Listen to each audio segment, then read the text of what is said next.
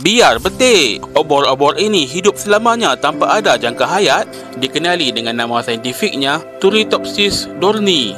Ia adalah satu-satunya haiwan yang mampu hidup di luar perakhiran yang semula jadi. Obor-obor ini mempunyai keupayaan untuk kembali ke tahap kehidupan yang lebih awal, seolah-olah menghidupkan dirinya semula.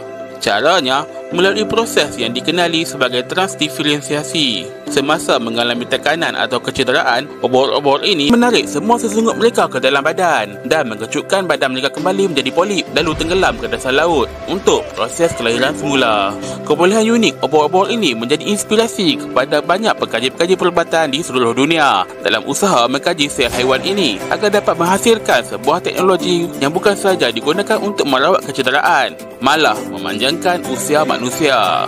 Adakah anda rasa ia boleh dicapai? Kongsikan pendapat anda di ruang komen. Yang belum subscribe, jangan lupa subscribe tau.